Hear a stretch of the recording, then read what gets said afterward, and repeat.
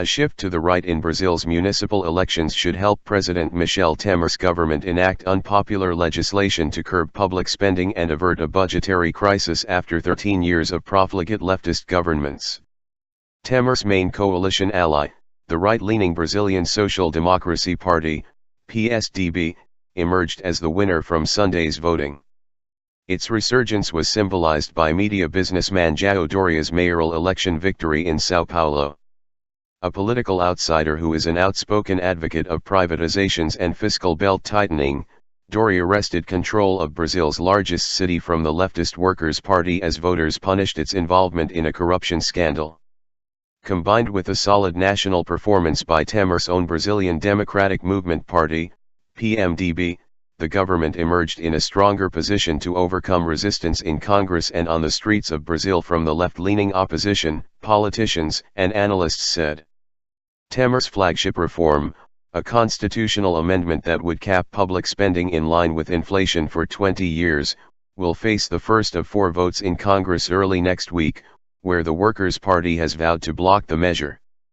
Sunday's vote handed a heavy defeat to the Workers' Party, which lost more than half its mayors, leaving it in a far weaker position for organizing popular protests and campaigning for future legislative elections.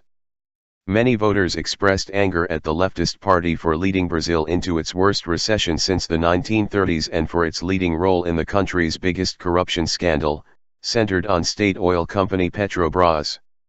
The PT reaped what it sowed, said lawmaker Rubens Bueno, leader of the Popular Socialist Party, PPS, in the lower chamber.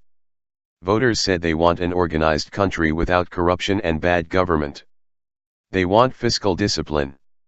The PSDB, by contrast, hailed the election result as an endorsement of its platform for leaner government, the privatization of state enterprises and transparent, better managed public accounts.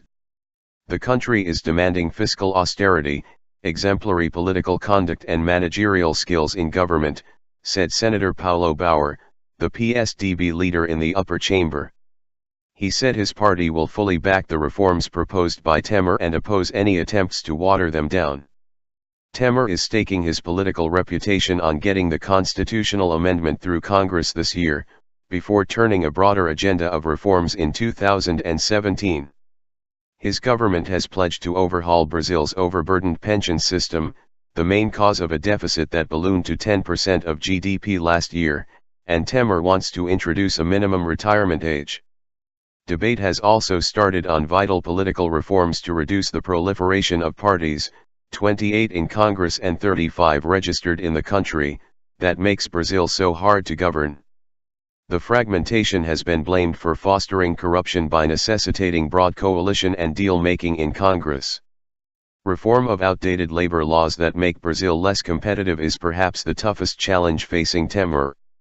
It is certain to encounter stern resistance from leftist parties, labor unions, and even sectors of his PMDB, a geographically and politically diverse party. Although Temer governed as interim president since May, he only officially took over from President Dilma Rousseff in August when she was dismissed by the Senate for breaking budget laws.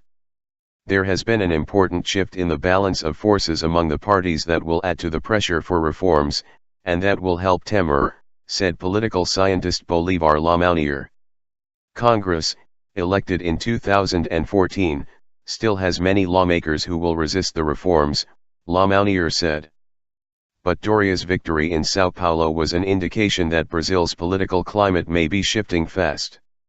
Doria's election shows how far things have changed in Brazil and how quickly those changes have reached the electorate, said Brasilia political analyst Thiago de Aragao.